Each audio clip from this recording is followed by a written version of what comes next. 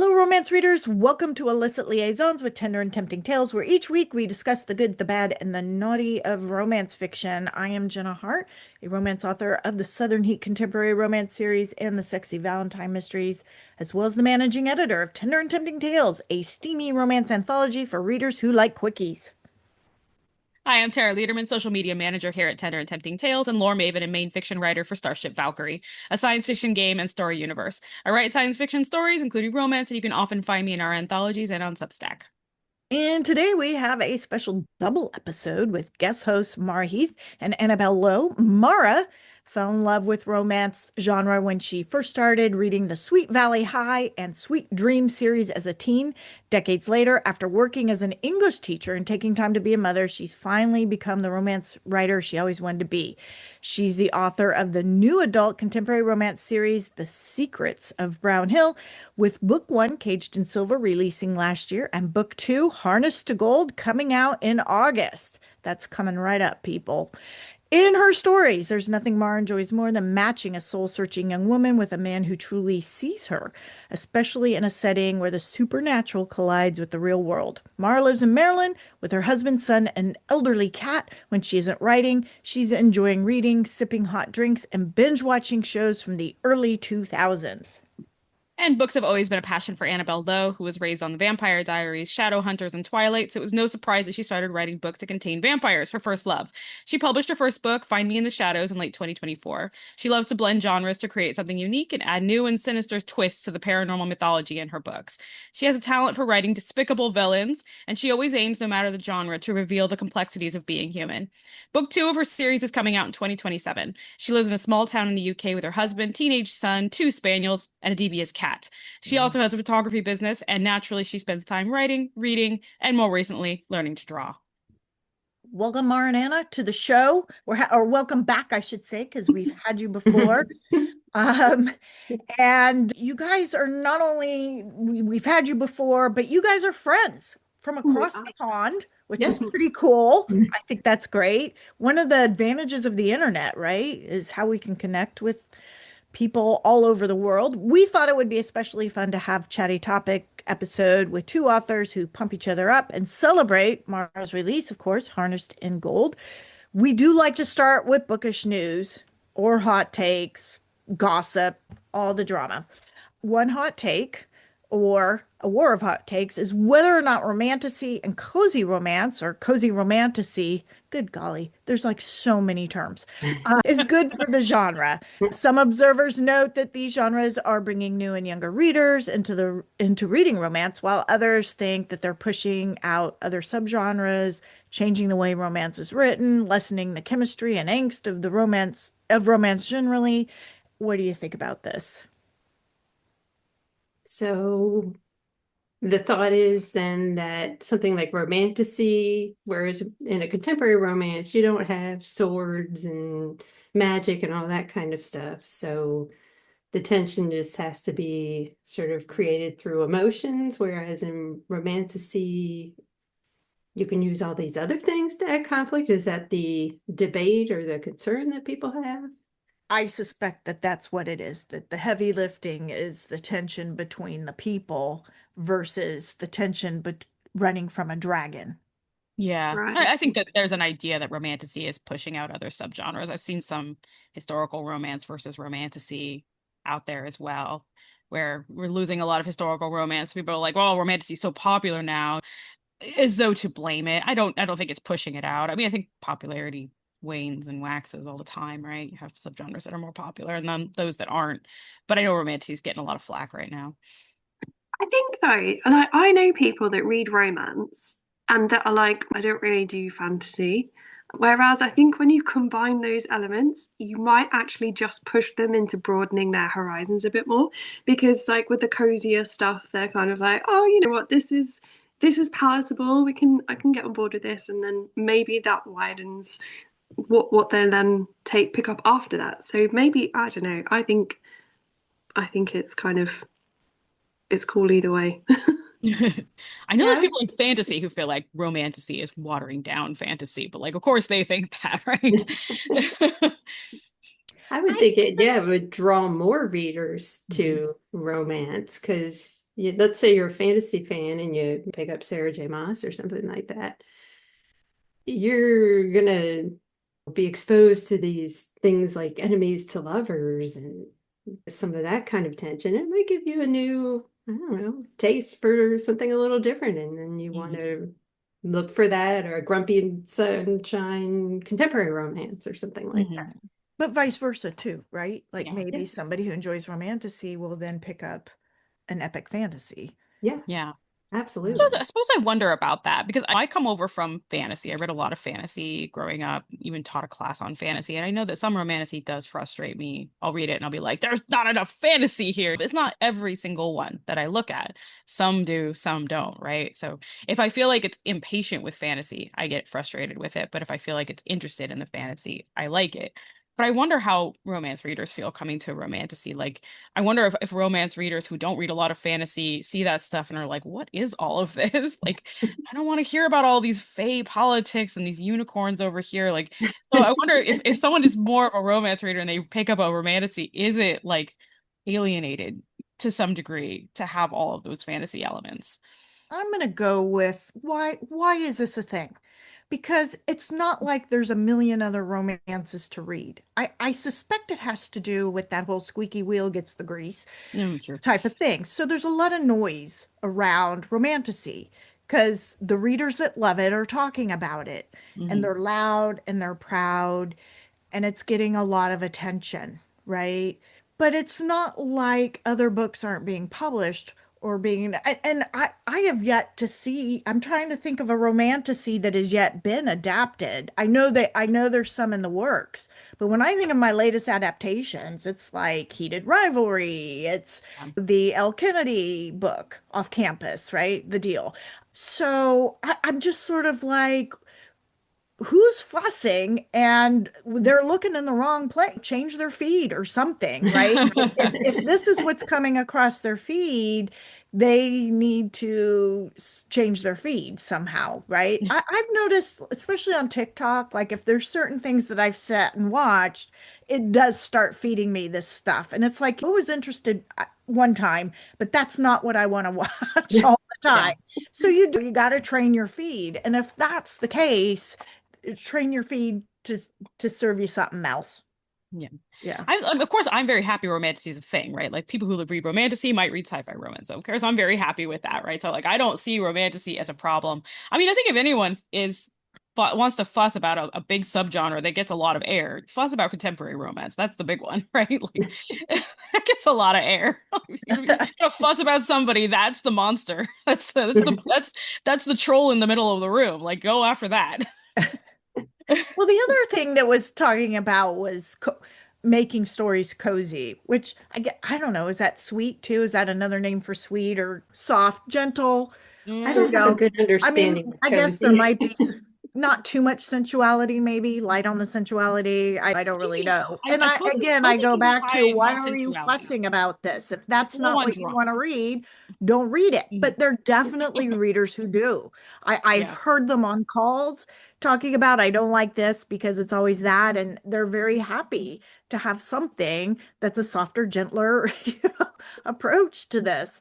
So there's room for everybody. Don't like it, don't read it. I guess that would be my thing. And if you've read it and you feel like it's the chemistry isn't there, what do they mean by chemistry? Because I is it the sensuality part, in which case you're a spicy reader, right? There can definitely, I mean, because you can have chemistry between characters that are not, it is not a romantic relationship.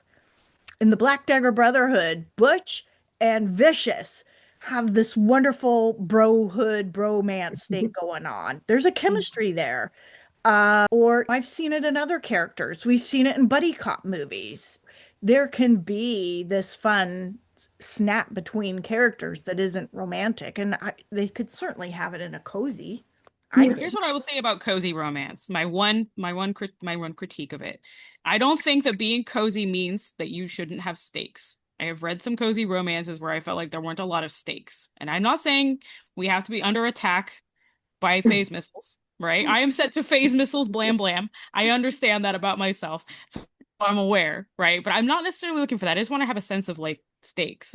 And sometimes when I read, I'm always curious about what's there in cozy romance, and I'll sometimes, or just cozy stories in general.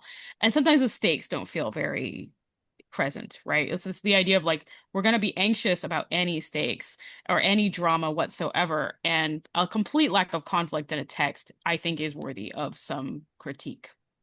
So that's my only problem with it so far. Like you can still have stakes while being cozy, I think.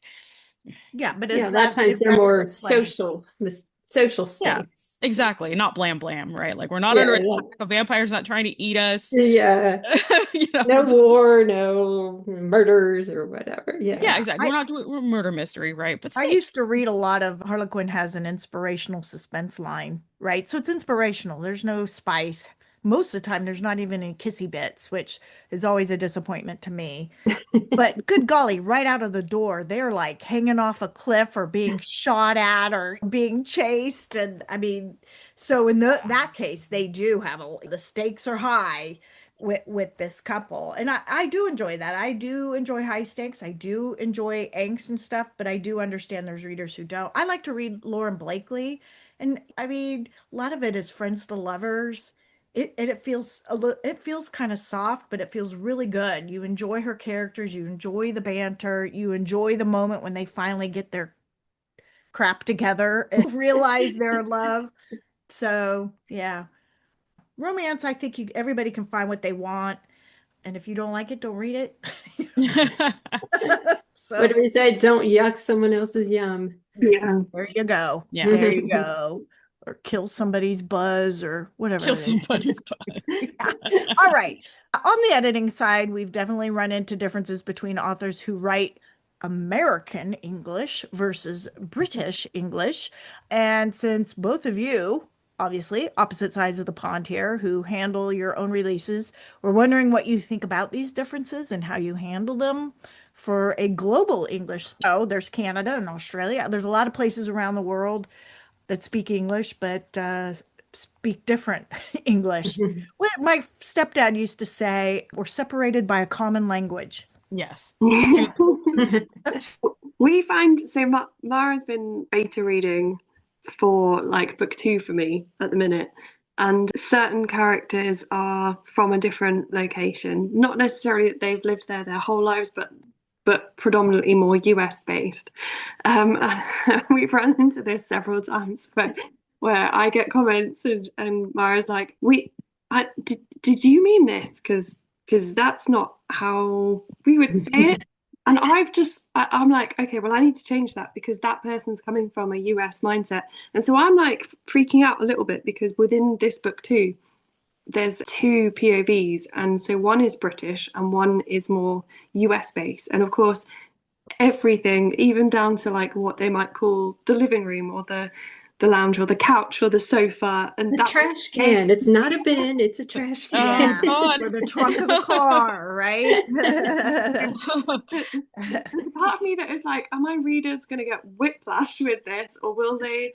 I'm hoping we'll just understand the nuance of the two different sets of where people have been raised, but Oh yeah. yeah. Oh, I see what you're saying. Oh, with having both of them. I don't think they'll have whiplash. I think it'll be informative. I think that they'll find it interesting, hopefully. Yeah, I I Although I do. didn't find it, it actually, now that I say that, jarring. my sister Michelle reads a lot of contemporary English, and she really does not like reading stuff this like British English. Like she reads a lot of contemporary romance and stuff, and if something has like a lot of foreign words that she doesn't know, like just not her usage, basically, like even just bin, she's just sort of like, nope. So there is a danger, I suppose, of some readers, but they'll select out, I suppose. When I Yeah. started ghostwriting, they were very clear that their writers needed to write in American English. Mm. Um, and when I was agenting, I had a client that was in Australia, but the setting was Australia. The only thing I would say to her is there were some terms that the American market might not understand, and we needed a way to make them understand that. And sometimes they were like just how, you know how you refer to things by their letters or something, like just an acronym type of thing. So she might be mentioning a military group, and I'd be like, I don't know what that is. So she would need to write it out and tell us what it is. Or there were some, again, some terms. I think I think most people know what a lorry is, but there were different things or different brands of things. And but it was sort of like since it was set there, you wanted to keep that Yeah. element to it because if you Yeah. pull it out, then it could be anywhere and doesn't really make a lot of sense. So I remember us working through that fine line of keeping the feel of this being in Australia, but also being something that the American market would understand. I love reading Anna's book because, the one thing that always stands out to me is the use of the word whilst. Yeah, And I or love favorite it. with a U in it. Oh, yes. Yeah, or color with a U. But it's appropriate and it contributes to the setting and it makes sense. I mean, they shouldn't be talking American except for the one character. And I think it works. Yeah. It draws me in to the Yeah. world more. Yeah. I don't mind differences in word usage. I love that. I love getting that from authors. What I can't stand is people doing different parenthetical and like punctuation usage. That can get frustrating to me as a copy editor. Like double quotes, darn you. Don't give me Ah, these single quotes. good double quotes, aren't we? See, I find that weird. I'm reading the book I'm reading at the minute. It's actually British based as well, but it's single quotes, Mhm. and that throws me. I'm like, wait, what? That just feels Well, you weird to don't me. use double quotes, do you? Or Yeah. you use double Yeah. quotes? And Yeah. don't the French do something even different? I'm They not do. sure. Yeah, they also have Yeah. weird. I always want to tell people in our guidelines, like, you can use British words. Britishisms are fine, but the punctuation's got to be American. Yeah. You I have a use what French words you like, but you must use our punctuation.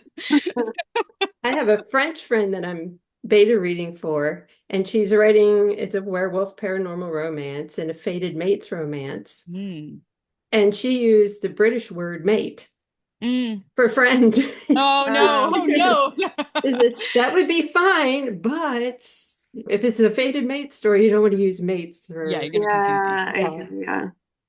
Yeah. But yeah, that is a staple word for us for sure. Yeah. Yeah. So how do you do that then if you have a fated mate story? I don't know. I don't know if that I don't know how that would work. I don't feel like that would fit it,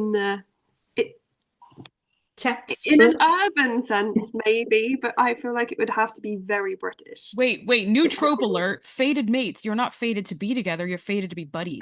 Yes. To go to the Fated pub. friend. Boy, we're Fated fated friend. mates. Let's have a beer. Yeah. All Oh, right. So, Mara, you have a new Yes. release out this week on August 10th called Harnessing Gold. And by the time this goes live, it should be out at least for a day. You're also an indie author, and I was wondering if you and Anna could talk to us and our listeners about your process getting books out there. Like, I just recently did my own first KDP release for a book, and my hair is still on fire. So I was wondering if you feel the same or if it's like just old hat by now, and also what's up with the birds. The birds. You did a post about birds. What's up Oh, with I the did do a birds? post. Well, there are a lot of birds, yes. And there was a bird quiz, and Mhm. people were not doing very well, which was really distressing. Everybody recognized the crow, but that was Good. about it. Um, yeah, there's nature magic in my series, and well, I don't want to give any spoilers, but yeah, birds are a thing, and they're cool. So They are very cool. they What about your process? How are you feeling about the release?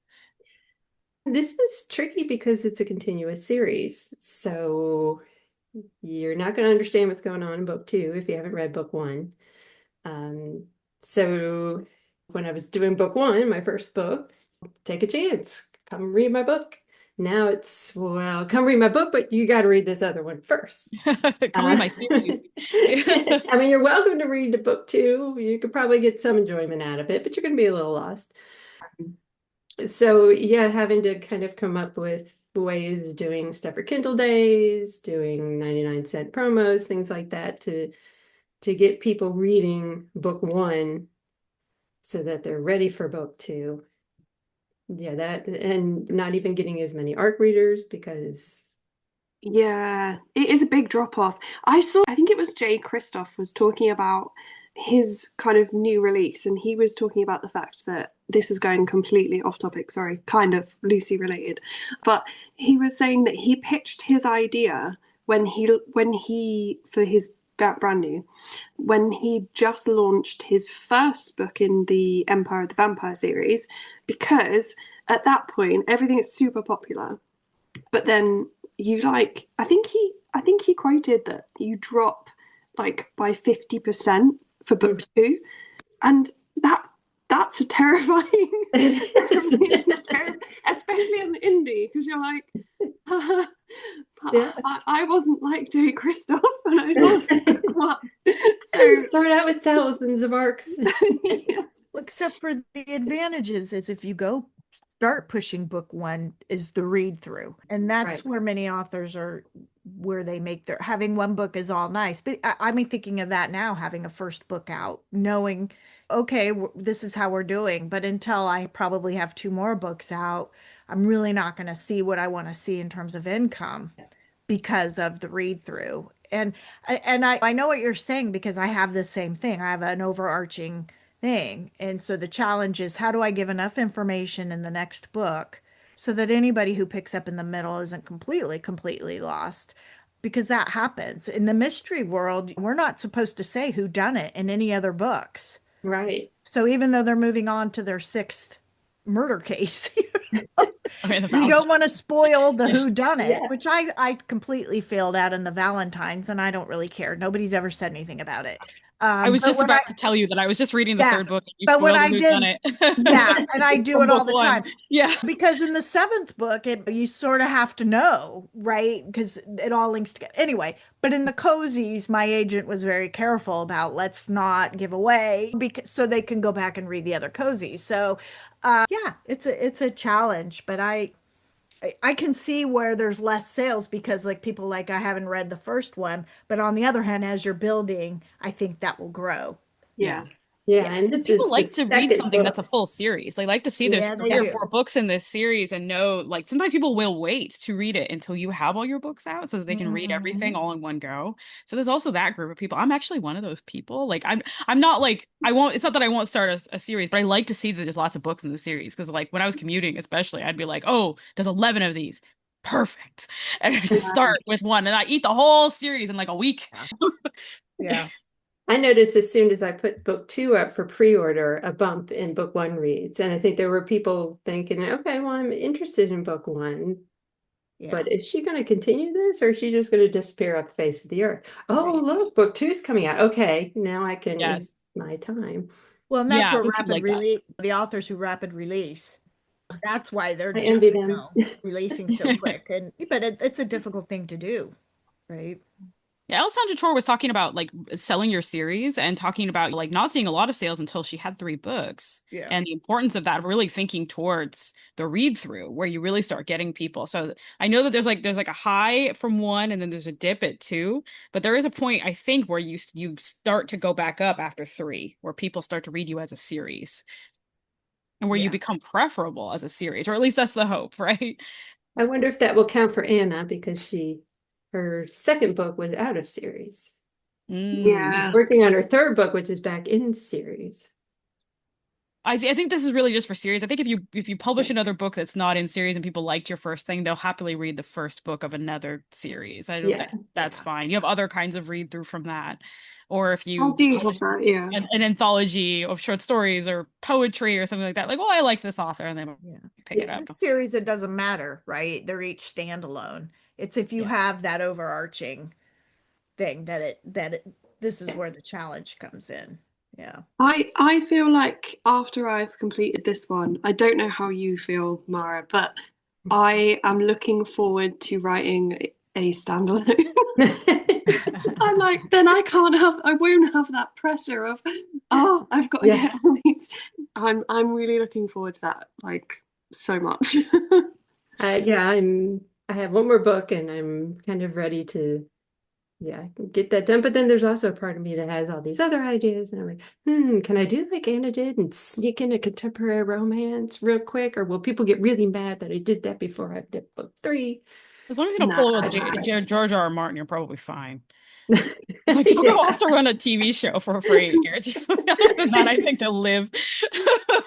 Perspective here. Yeah, exactly. It's fine. If people like the books, then they will wait, and They'll just be happy when it's being released. Last time I spoke to you guys, I was saying that I'd picked up a book that my son has been badgering me about for ages to read, and I finally finished it last week. But I dropped a message to the author and was like, he's pretty much spoiled everything for me. I'm really enjoying it. And I was like, I think hopefully, well, he'll probably have read them a third time by the time he gets the last book in the series out. And he was just like, yeah, I'm really sorry. He's going to be waiting for a while. Oh. And I think I believe like between the last two books, there was definitely like a 2-year gap, possibly more. But Ruben loves them so much, like he won't care. He'll probably, like I say, he'll read them all over again before the final one comes out, and it won't bother him. And I think when you have that kind of dedicated, the readers that you want to have, they will do that, and they will love it no matter how long it takes. Makes 2 me years think not of a when bad gap. Not bad gap at all. I think it's fine. I've dealt with fantasy authors who have gone 12 years, George R. R. Martin, 14 years since. Still waiting. We're still waiting. Still waiting, reminds George. me when I went, and this was around my 16th birthday, I saw Empire Strikes Back, and they froze Han Solo. And I had to wait 3 years for him I remember. to be unfrozen, and I was not a happy camper. That was diabolical. I was in middle school. I was traumatized. Yeah. So, yeah, it is hard to wait, especially if there is a cliffhanger of some sort. I think readers like to have. That's why I remember I was reading Black Dagger Brotherhood, and that I can't remember who the main couple was, but there was something happened at the end where Vicious was walking off, and it looked like something was up with him and Jane, and then it like ended, which is his mate, because they were in an earlier book. And for some reason, I really like them. I can't quite explain why, but they're like, that's the couple I really liked. And I remember this was when I was on Twitter, tweeting out to the author, like, what the hell? What's up with Vicious? Yeah. And Jane, it's tough out here in fantasy. And she responded back with this cheeky, you'll have to wait and see. It's really, it's very, very tough when in that fantasy. book came out, I was on top of it. I was like, but were you satisfied with what came out next? There's rumors about something else with Vicious and Jane coming, like in the next book, and I'm like, I don't know if I want to read that. I buddy read a series last year. Oh no, I think it must have been the end of last year. We buddy read a new series that had come out. Well, I say new, it had like 2 books. And I just saw a post the other day, and the author is like, oh, I'm bringing out this book now, and a completely unrelated. And I was like, okay, all right, need to wait a bit longer, but it's okay, because you just like, well, I like the book, so it's fine, I'll wait. But yeah. Nora Roberts, she puts out 2 new books under the Nora Roberts name and 2 books in the in-depth every year. And I know February, September, new in-depth book, right? That's kind of nice. 6 months isn't so long to wait. Great. That's amazing. Behind. She writes like, she writes crazy, like all day, every day, even on vacation. 6 months. That's discipline. Discipline. You gotta appreciate that. Like she doesn't do as many series. I mean, there's the in-depth, but in terms of her romance books, well, maybe she has done a couple series. She does a couple series, but I think she's got this really, whatever her schedule is, it allows her to make these changes that a lot of authors want to have in terms of, I want to try something different. And she can write so quickly that she's able to do that for herself. But for a lot of authors who maybe take longer writing, if you find you're interested in something else, it's sort of a bummer for the reader to have to wait on a series that they love. So there you go. The answer is write more, write faster. Now I have recently finished up writing a kind of a darker romance with a little bit grittier than what I normally do. And I know Tara has been doing that too. But one thing that you two brought up was the trend of the cinnamon roll memsy, which is actually, we're seeing it more, not just in cozier subgenres, but I think we're seeing them more in contemporary romance and maybe even, I want to say historical has some cinnamon rolls. Really? Really? Yeah, yeah. Yeah. They're not all rakes. Cool. I like me a rake though. Well, a lot of those rakes or cinnamon rolls underneath. um, The what are rakish cinnamon roll. what are your thoughts on this on the cinnamon rolls, and how does it relate to the universal fantasy about, especially about our male leads? I absolutely adore Leo Hawthorne in Mara series. Like he is top tier for me. Like, Up to your honestly, cinnamon roll. he's like bookish and he's just emotionally aware and amazing. Absolutely amazing. Like adore him. And I So love Anna's MMCs. And honestly, they would be friends. we have said this quite a bit, haven't we? That Yes. they would really get on. I know. They should have a beer sometime. You should do like a little scene of them having a beer. We should. We should figure out a way to have them all join together. I always think that I wouldn't like a cinnamon Vampire. roll, but then like I read like Marissa's stories, and she has a cinnamon roll guy who's like he's a snarky cinnamon roll, but he's still very, I don't know, emotionally aware. Sweeties, his name is Josh, and I was like, I really like this character. I like how emotionally aware he is, that he's like not constantly like making really annoying alpha hole mistakes that make me want to smack him. Yeah. So it is really nice actually. It's refreshing to see this like wave of cinnamon roll MMCs. Like I could understand how maybe it would like lead to less tension or something like that. Although I haven't seen it. Like usually the tension comes from elsewhere.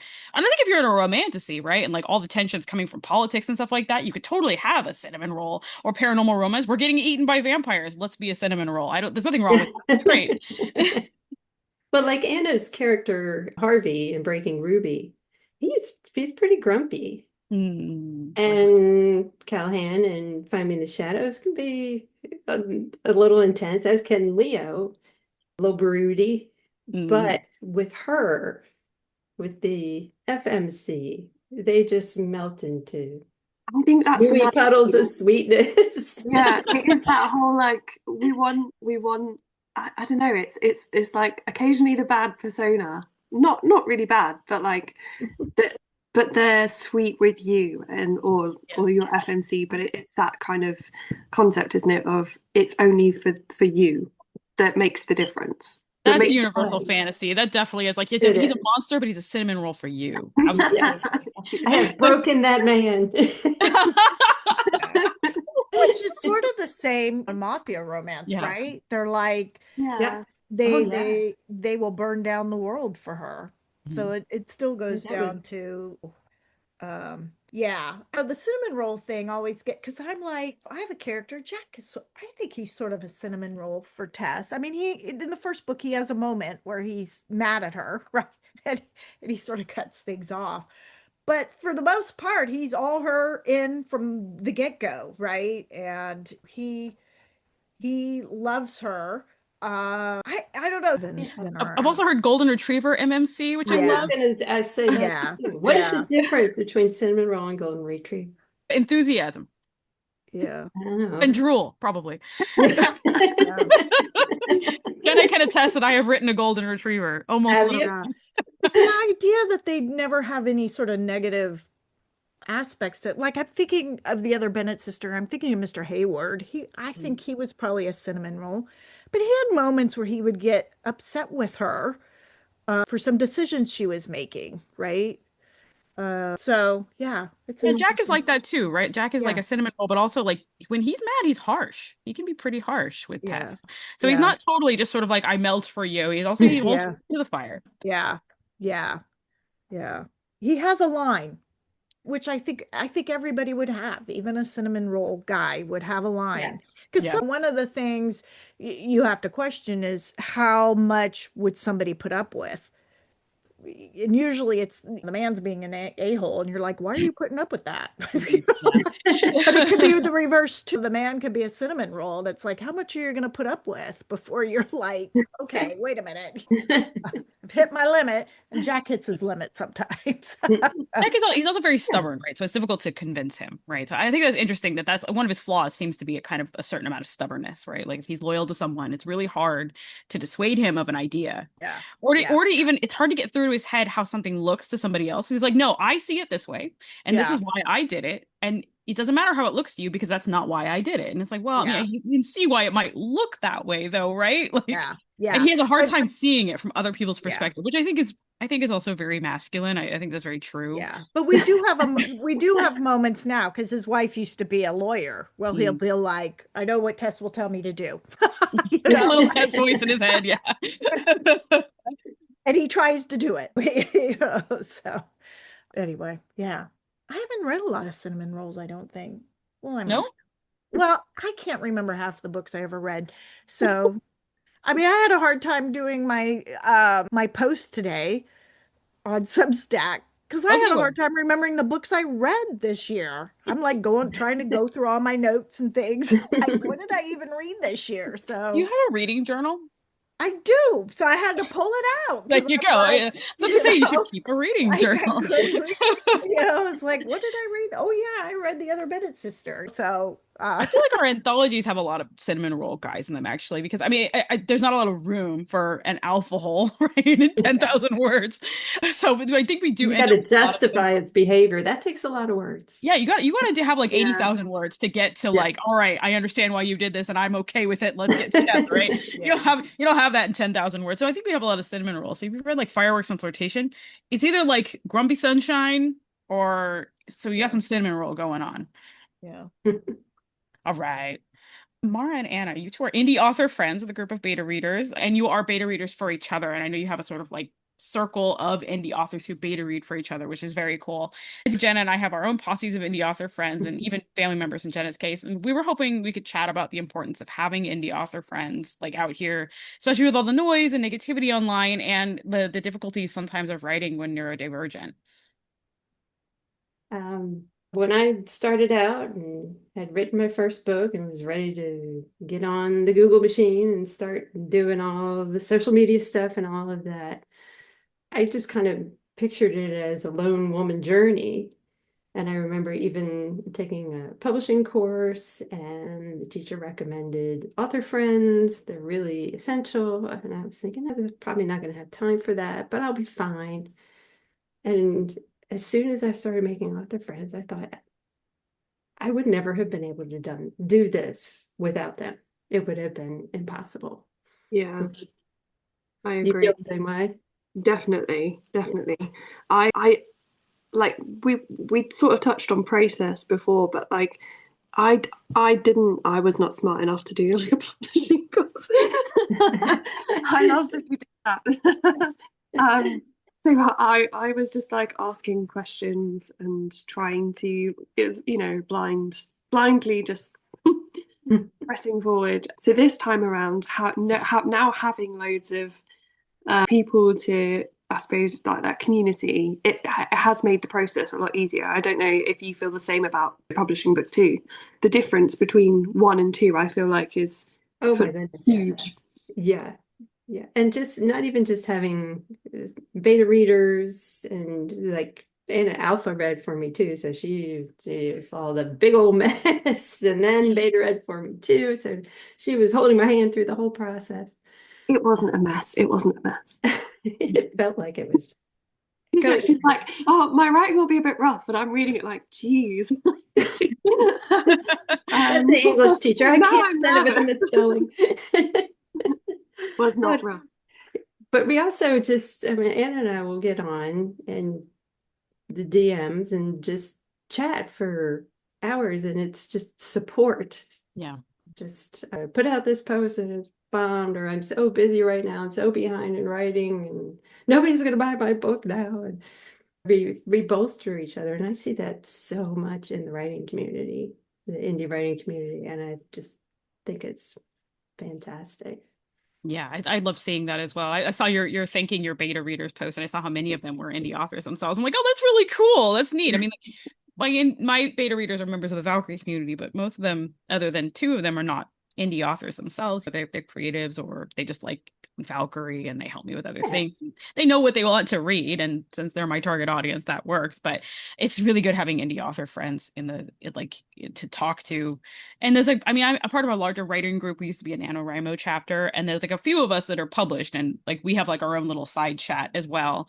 And there's like kind of a big difference between people who sort of aspire to write and publish someday, and then the folks who are kind of in the trenches of like trying to do like KDP and marketing and trying to get into anthologies and stuff like that. And so there's a certain amount of like, how are you feeling right now? Are you feeling burnt out? Like, oh, I'm trying to figure out KDP. I'm trying to find a cover. Like, and that's really nice because I'm like my family and friends, they love me, but these are things that they don't understand. And understandably, they're not doing it, right? So it is nice. And also just having indie author friends like Parrish and Jenna to be sort of like, I don't know what I'm doing. How do I do this? Yeah. It's work. Yeah. I think a lot of new writers don't recognize how important a writing community is and how much I found my agent by networking at an event. I found a publisher by networking. I mean, there's all sorts of things that you can get by having a writer community. The problem is partly is many writers are introverts and it's a solitary activity, and it's for some people just being in a group is scary in and of itself, but then Mhm. to read something or have somebody read something, that's a whole other level, right? of an ask. And but if they're willing to do it, I mean, I think a lot of people come to it like you have, where it's like, okay, I got this thing and now I got to go out, and the internet's a great place to get information. But I had somebody in an event ask me, what do you recommend for people who want to be a writer? Sort of like, what are your top tips? And my first one was write, and the second one was get good feedback. Yeah. Yeah. Um, because until my agent edited one of my books, I knew about the show don't tell. I knew about all this stuff, but couldn't see it in my own writing where I was getting it wrong or misunderstanding it. And so having somebody who knew what they were doing come back, that edit alone ramped up my writing ability. And then the more you write, the better you get.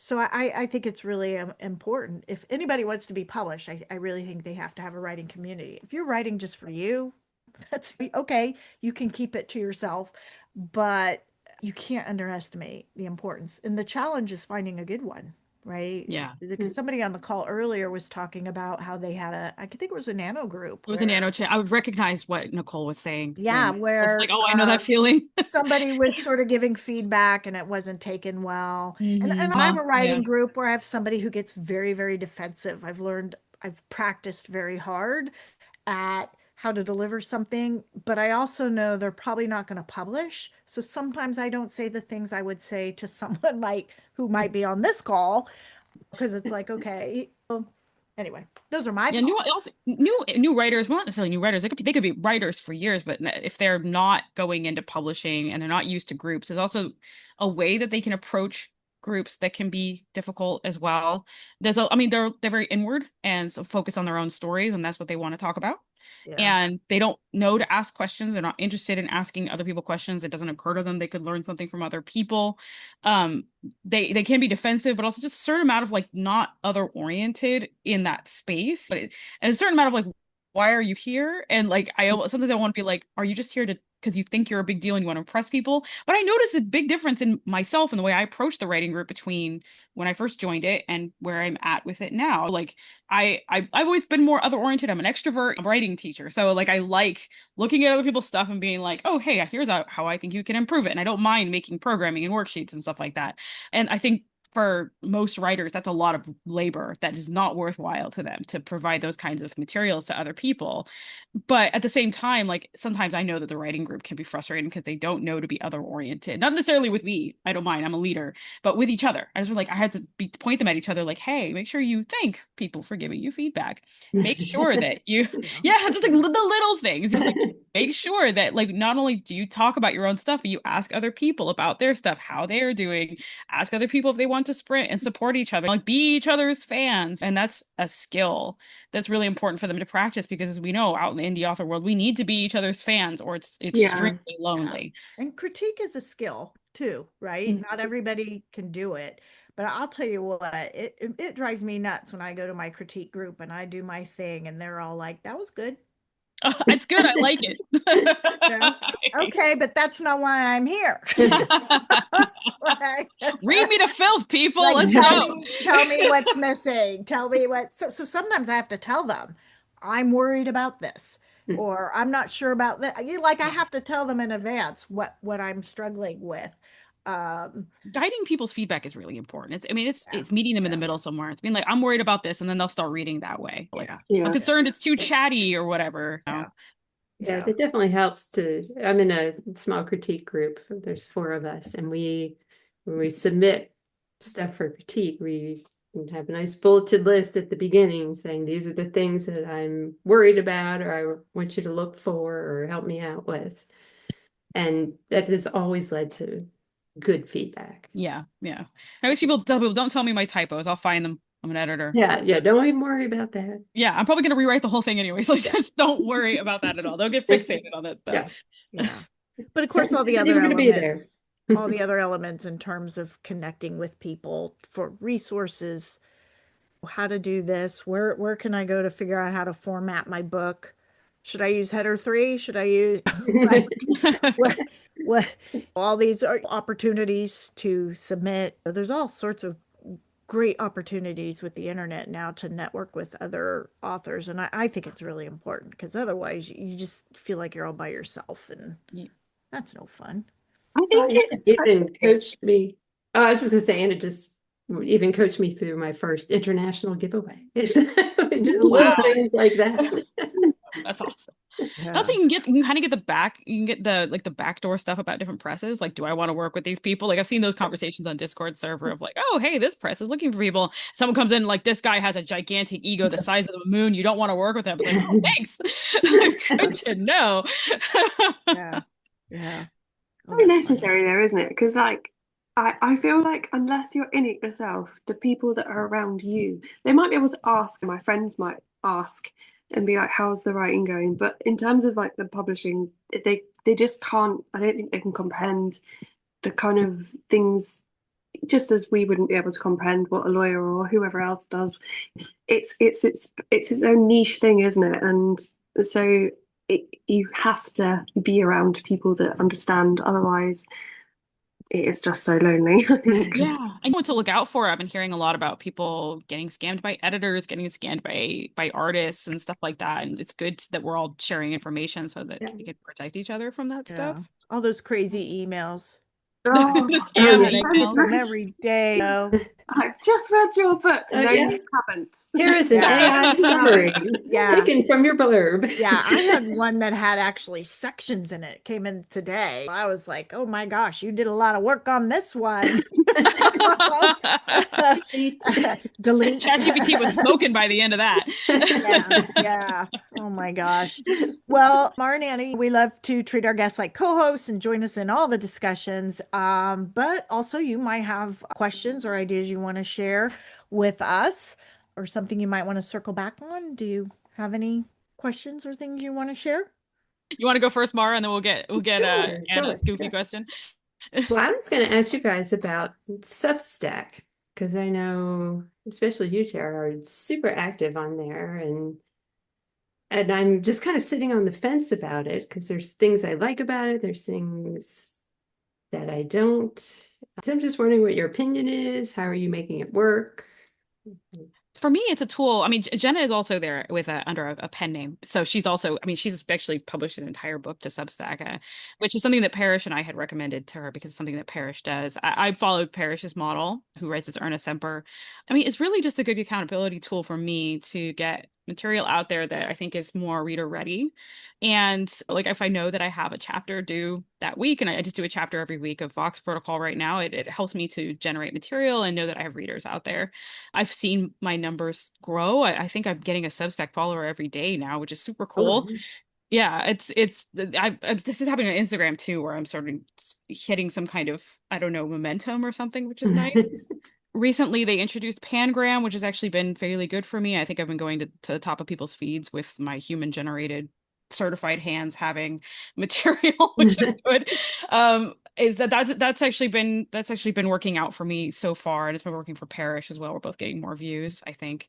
I really like having it out there as a way for the Starship Valkyrie community to find material. I do moat prompts, which is more odds than ends. We do a prompt exchange every week. We all put a prompt into the pool and they get cycled around, and then the email goes out and we know what prompt we have, and then it sort of triggers an idea, and then you write a scene or a chapter in response to that, and I generate a lot of really good material that way, or at least I think it's good. I don't know, people could yell at me and tell me it's not good if they want. I think that it's been very useful.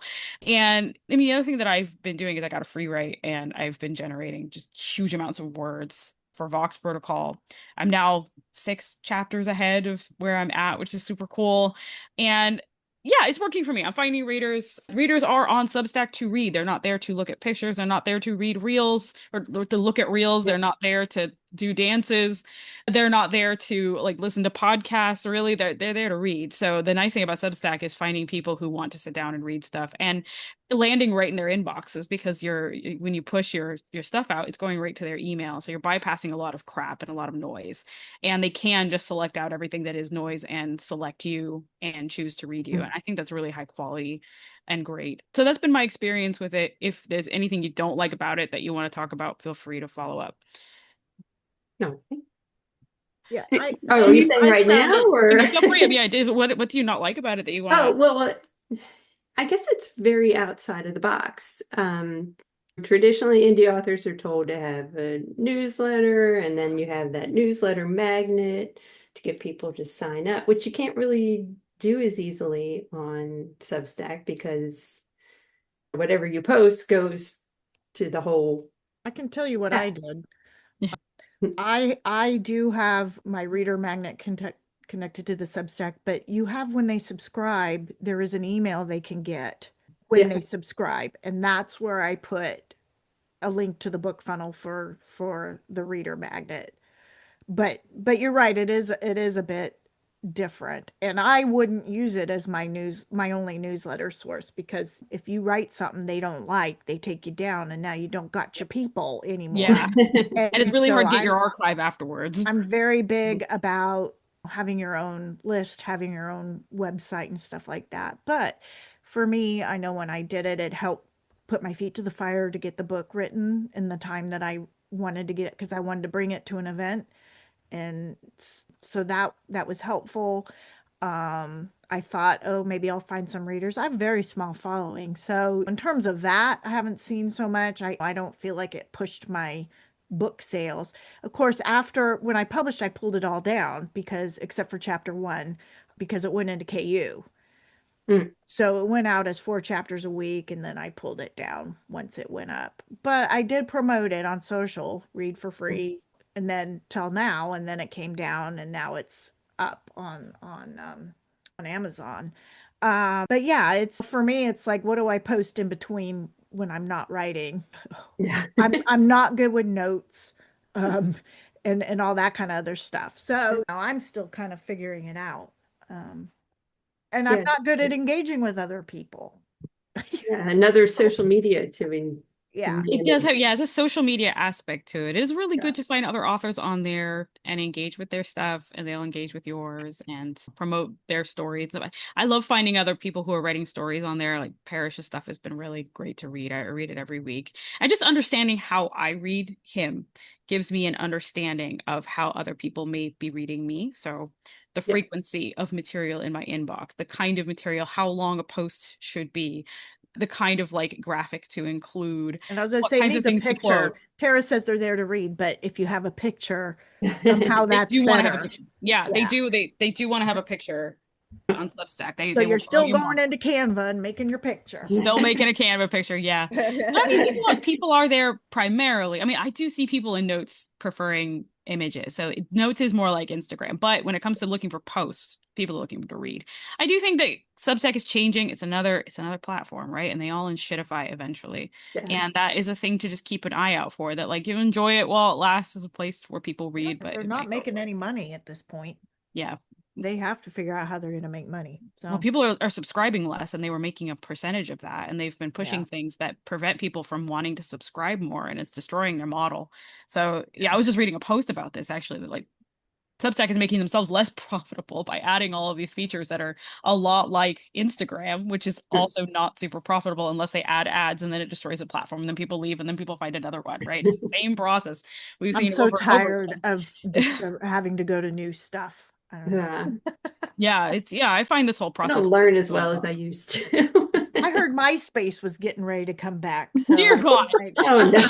Yeah. It was a trivia question last night. I was like, oh my God. MySpace, my God. Yeah. Maybe this is the true life cycle, right? They come back as zombies. Did they even leave though? Anyway. Now I feel like my question is too goofy to ask. No, No, let's go. I don't have a question. You actually answered my question, to be fair. Because I was gonna ask whether or not, when you started talking about Substack, whether or not it's possibly going the way of like being a replacement for newsletters, but obviously not. Yeah, no, you shouldn't use it as though it is. I think some people do, but I think that's dangerous. I do see content kind of replicated between the two, which I guess is okay to do. Yeah. Here's my recommendation to you and anybody listening. And we had to learn this the hard way, the very hard way. Back up your subscriber list every week if you're on Substack. Back up your archive every week if you're on Substack. Because if they do suspend you, you are totally screwed. You can't get that stuff once they suspend you. It's inaccessible. I mean, Rob, if you my husband is like an architect and tried to create a scraper to get our archive down and couldn't do it. That's how difficult it is to get that material. We were reinstated. It was fine, but and then we downloaded it then. Yeah. But back that stuff up. Back up your subscriber list. Have another place to go. Don't get rid of your domain. Don't get rid of your blog. Don't get rid of your Wix site or your WordPress or whatever. Make sure you have another home just in case. One, Substack and shitifies because they always do. Or two, just in case Substack gets a wild hair up its ass and suspends you and won't reinstate you. And the challenge then is like, well, do I post the same thing on Substack as I do in my email? And then you're duplicating, and like, why? And if it's going to be different, then how's it going to be different? And good golly, I got to make more content. Yeah. I want to be writing, right? It's my favorite time. Hot takes and bookish drama. What hot takes are driving you crazy or catching your eye, or maybe something you agree with? What's coming across your mind? Well, Anna and I were joking that we were going to spend the entire hour talking about off campus. Oh, because Garrett Graham is a cinnamon roll. Yep. Yes. Yep. We were like very well. I think for us when we watched Off Campus, we were both just like, oh my gosh, yes, there is this guy that everybody loves, and he's so like RMCs, like he is perfect for us to like use, or that comp, the whole finding a comp thing, even though it's a sports thing and it's not the fantasy element that we've got, but it's still just like refreshing to see someone that we're like, yes, this person. We made posts about him. You like Garrett Graham, you'll like. Did you read the book too, or just see the show? I've read the book. I haven't read the book. Yeah. My daughter read the book and she didn't like the show. And she won't exactly tell me why. So I have to finish the book because I have it on audio and I've started it. And then I have to watch the show and figure out what she didn't like. But everybody else seems to really like it. So, yeah. I read the book a while ago, so it wasn't really fresh in my head. So I couldn't nitpick any details. But yeah. So I have to figure out what it was she didn't like. So you have to figure that out. So, yeah. I think I was just content, to be honest. I watched the show, I loved it, and I was like, yeah, I'm cool. Yeah, because that's what you get for reading, right? The show disappoints you. And Anna, was it you or that dragged me into Summer I Turned Pretty, or was it me who dragged you into I that? think you dragged me into that Oh one. yeah. But again, I didn't read the books. I'm not, did I even finish it? I'm not sure I finished it. Oh really? Yeah. Because I think It was I got, something you dragged me into because I remember did I drag you messaging to? you and yelling at you. How dare you drag me into this? I need to And then write not my finish book, it. but I can't remember what Oh, that's funny. No, I You got to can't finish it now, remember. Anna. You have to finish it. Like you Yeah, you can't do. leave people hanging. I actually finished Outlander for Jenna. Now that's friendship. After we spoke, I did go back to my husband and I was like, I have been given some very, very positive points as to why we should watch this show and add that to our list. So we will get to it, I'm sure. Yeah. You Yeah, talking I about needed someone to Outlander? process the end of it with me I because can see why now. yeah, Yeah, I've seen it. because Yeah, I sure. just need to know that what I'm thinking is what happened. Because on the internet, people were sort of like, maybe this happened or maybe that happened. And I'm like, that's not what I saw. What I saw was good. So, So the current drama that I wanted to talk about real quick was that this is interesting for indie authors, especially as Elizabeth Wheatley recently came on and sort of apologized and did a sort of story time about the fact that she had been scammed by an AI artist who was doing paint overlay over AI mm, images that had been generated. And she was talking about the red flags that she had got that she had ignored. And she eventually had to send the process pictures to a friend of hers who was not only an author but also an artist who understood how to use Photoshop and could sort of tear it apart layer by layer and look at the different artifacting and figure out if this made sense as human made art, and ultimately reported back like, no, this is definitely like painting over AI. And some of the red flags that Elizabeth pointed out was being resistant to changes, or like every time there was a change it was a total change, as if they went and regenerated it, right? And like large changes like hair being down to hair being up despite not asking for the hair to go up in the next version, which is Oh, nuts to me. Like, why would you paint all of that hair and then just get rid of it in a subsequent, like in a revision? That's nuts to me. Like, unless it she was wanted a explicitly veil. asked for. Yeah, Yeah. she wanted a veil. Yeah, you must have Yeah. saw this one. Yeah. Yeah. And so it's just a reminder to authors to be careful of not just weird scammy editors out there like we were talking to Laura about, but also scammy artists, even people who seem like they have a portfolio or send you process pictures, that those can be scams. I have And actually been scammed. have you? Oh no! Yeah. Have you? Early Tell days. us. What Early happened? days. So so I had someone and like I was super new. They dropped me one of those messages that now every time I get one of these messages, I just ignore it because it's like, oh, you're clearly a scammer. But as they do, they drop into your inbox like, Mhm. oh, hey, are you looking for? I'd really like to do. And when I looked on the page, there was some really, really nice stuff on there. And I was like, I would love this style actually. And so I was like, okay, I kind of felt quite pressured and but weirdly I needed the character art and I thought I'll go with it. And so they had this style displayed on their page, and then the kind of line art that they sent me, I was like, okay, this isn't really what I was expecting in terms of how that correlates to the work that this person is displaying. And so I was kind of like, well, maybe it's just because it's not rendered. Like Hmm. maybe it'll look different when that's done. So I was like, okay, yeah, made some changes and I see I don't know whether or not this person was an AI scammer as such. I suspect probably. But the render that came back was nothing like the quality of work that was displayed. And I realized obviously afterwards that they had taken other people's work and put that on their posts. And then they got a few people to book with them. And then they deleted all of those pictures off that I had booked on like merit as the merit that they'd done that. And yeah, it was a nightmare. It was awful. I never displayed it. They did tag me and like they put that on their page and wanted to collab, and I was like, no. No. But Oh, that I'm never so saw the sorry. light of day. It's never come out. It's just one that I've tucked away and like I've learned from that experience. Oh, I'm This is so this is sorry. That is where your heartbreaking. writer community comes in, right? Because Yes.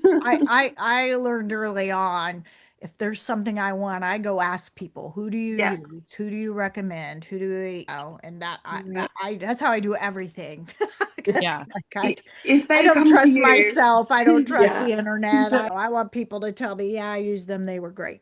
Elizabeth So, Wheatley talked about that. She said that she had used this artist and she hadn't come public about thinking that this material was AI. And then other people had also commissioned this artist because Elizabeth used this artist and yeah. she Yeah. hadn't so come Yeah. forward we about it. have Mara and I are in a writing group, and we've literally just had a few weeks back, didn't we? We had this exact same scenario with one of the people in our group that they had spent quite a lot of money with an artist who was quite big, and then people had accused and said, we think that this is AI. And I think I even said to you, didn't I, Mara, like as a separate message, I was like, personally, I do think they are AI.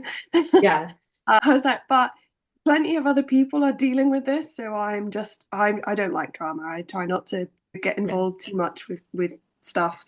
And then yeah, it turned out that she went through the exact same process that Yeah. you just described, that had people look at it and then found that yes, it definitely seemed to be that way. It's just, I guess people have been like getting away with this for a little while, that it's Mhm. gone under the radar because it's a type of work that is maybe not quite as easy to pick up on as the straightforward, we've just asked the computer to generate an image and then changed it. They're actually using something, and it's been harder to detect. But yeah, that's partly why I started drawing. Yes, yeah, yeah. I've been going back to drawing because I don't trust. I mean, I have a lot of people offering me commissions for Valkyrie, and I'm like, I don't know. I don't know if I can trust that now. So it's sort of like, well, I know how to draw. I did 7 years of art. I could probably do this myself. I just have to figure out Photoshop, and I know Canva really well, and I know color theory, and I could probably do that. I just have to move into digital art, actually drawing stuff, and because I'm more of a pencil drawer, right? Like Same, yeah. it's so difficult to go to digital art. But yeah, to me, this is like this beyond drama. This is sort of into like a buyer beware and like a big news thing, right? Like I think that there was a lot of like there were a lot of steps of distance happening here where like people were like against authors just generating images of their characters and posting that. But if you as an author could go find an artist who seems legit and then have them make something for you and not know if it was an AI or not, and then post it and say, this is done by this artist. Look, they have an Instagram account and a deviant art page and look at all of that art. There's some protection there, or at least some imagined protection that you have a real artist and you're supporting art, the thing that we all want to do and avoid AI art, right? And then it's just heartbreaking to find out that a lot of these people are scammers as well. I feel really bad for the writers who are dealing with this, but I am glad that people are talking about it. Yeah. Yeah. Well, the author that was in our writing group, she did a Kickstarter for new art because she had loads of swag stuff planned. So she was just like, I've spent all this money and this was supposed to go out with all these book and like the pre-order sales and all the rest of it. And so she was just so out of pocket, which you are as an indie anyway, aren't you? Like Yeah. we we talk about this, don't we? Just how quickly those things stack up. And she ended up doing this Kickstarter and had other people obviously do the art for her, and it was amazing to see the community like pull together. But she was just kind of like, what?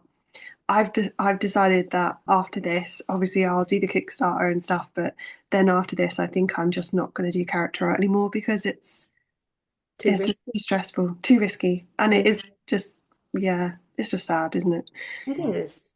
Because that just hurts the legitimate artists. Yeah. Yeah, yeah, and it's I kind of said within our group, the thing is, because there's so much attention being drawn to it right now, and because there are a lot of accusations flying around, there are a lot of genuine artists who are also being accused because their work is good, and Mhm. they're just like, do you know what? I this isn't why I'm here. I'm not here to get accused, and well, I just won't be on here if that's what I've got to contend with.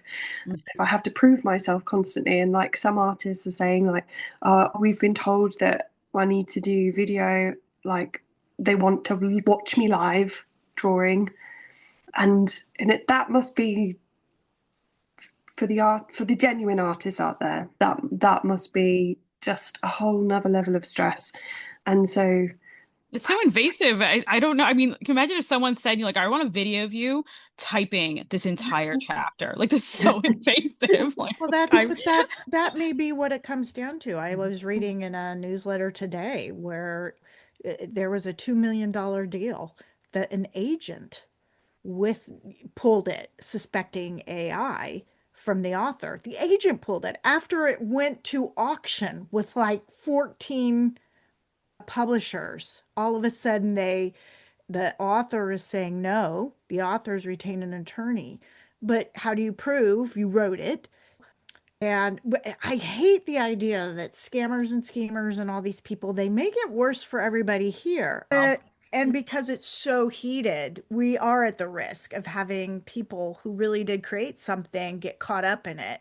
yeah. yeah. The That thing we The is, main the main the main issue about the platforms right now with the AI art is, and not just AI art, AI writing, is that how much of it there well, is, yeah. right? It's the main issue is not that it is there, but how much is there, right? It becomes, I mean, this is my main issue as a social media manager is the noise. It's so noisy. And I completely understand why the platforms want to filter that noise.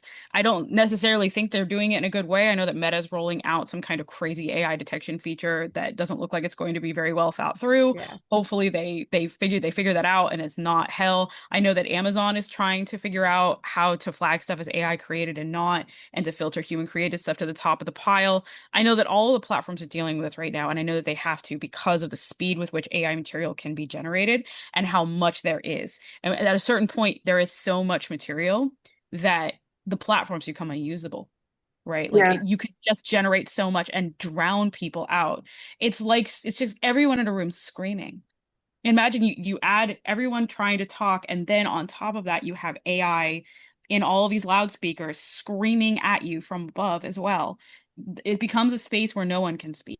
I don't know. There needs to be a way of handling it slightly better, like you say, because I think that people that are going to use AI, whether that be to write or to be an art, like to do the artistry thing or pretend artistry thing, I think if they're already at the point where they're going to scam someone and they're already at the point where they're just going to load a book that they haven't themselves written and try and make money from it, they're the kind of people who just don't care.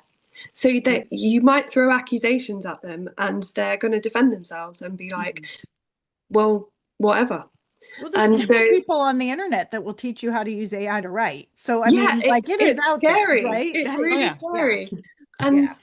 and and I think, but then the people that are genuine and that are then having to fight their case and that are then like, well, this has stressed me out so much when I've put so much time and effort into Yeah. this. Like Yeah. even for me, like I'm kind of like, look, it's taken me a really long time to write this book too. If someone then said you tried to use this, if someone fed my work into an AI machine, I'd be so mad because it's like, well, you're just feeding the work into the machine anyway, which doesn't really help because you're just giving it something Just else to training it. learn from. Yeah. But after so much time and energy and like having to write and rewrite and go over it again, it would just be devastating. And that would potentially put me off. Then I would think, well, and then you get to the point where all those people that are put off because they don't want to experience all of that, all of the heartache over work that they have literally poured blood, sweat, and tears over, are going to disappear, and then people are just going to be left with the ones that don't care. Yeah. Which is Yeah. horrifying. I had a meme came across my Facebook where people are like leaving in their typos, pulling Yeah. that. They're Typos. all the things that we're being told is a sign of AI writing. They're starting to like, oh, I guess I better not clean up my manuscript because people will think I used AI. But yeah, it's just I hope it settles down. I think it will. We're in a moment in history right now, right? Like, Yeah. and I do think that it will settle down. Yeah. Anyway, well let's move on here. Let's Good go to news there, press. Jenna. Yeah, so Tara's going to be at LFG Con in Burbank and Worldcon in Anaheim. Anaheim is where Disneyland is, which Yes, it is. Yes, it is. I I used to go there when I was a kid. Loved Come for it. Disneyland, stay for Worldcon. Love it. And that will be in August. And she will have copies of all the Tender and Tempting Tales anthologies and zines. Fantastical Foes is out. Don't forget Fireworks and Flirtations is out too. It's still summer. Still summer, not You know? Summerween. We have a call for Sapphics of Saturn, which is 5 to 7,000 words of sapphic sci-fi romance. So visit Tender and Tempting Tales on our Substack or our website for details on that. We will in October open our call for Vows and Valentines, which will be an anthology. So that's like 10,000 words. So start working on your ideas for that. 2027 anthology and zine calls are posted on Substack and Tender and Tempting Tales. August is hosted by one of our friends of the press, Mariah Enkenman, is running now. Check it out on Instagram. All right, folks, we are Tender and Tempting Tales. You can find us on Instagram. We are Tender Tempting Tales on Instagram. You can also find us on Substack, where you can find amazing romance articles every week written by Jenna Hart, sometimes by me and other guests who come in and write stuff. You can also find all of our calls for a submission there. You can find our anthologies that are already published. We'll have Starlit Spellbound coming out in August. That will be our fall anthology. That's coming very soon. September. It's August right now. It's August now. September's coming. That's when we do the fall stuff, people, in September. The cover reveal is coming out very soon for that, so keep an eye on our socials. Of course, you can find Illicit Liaisons, our podcasting, over on Substack, as well as on Buzzsprout, as well as on YouTube. Please visit us there. We're actually getting a lot of really lovely engagement over there, and it's exciting. Jenna? Yeah, I want to thank Mara and Anna for being here. And also, we're going to have links to all their books and websites and maybe a Substack. Who knows? We'll see. Mara has a Substack. Let's go, Mara. And they will be in our show notes, so please check them out. And of course, as a reminder, Mara has a book coming out, so you're going to want to go check that out. That's right, isn't it? Yeah, Harnessing Gold will be available That's August 10th, yeah. Monday. August 10th. By the time this goes live, it will have been out for a day, and you're already late buying it, so go buy it. Go buy it. Go buy it. It's amazing. Plus book one. Our friend here, Annabella Lowe, is working on her follow-up to her novel, and that will be out in 2027. And until next time, peace, love, and happily ever after.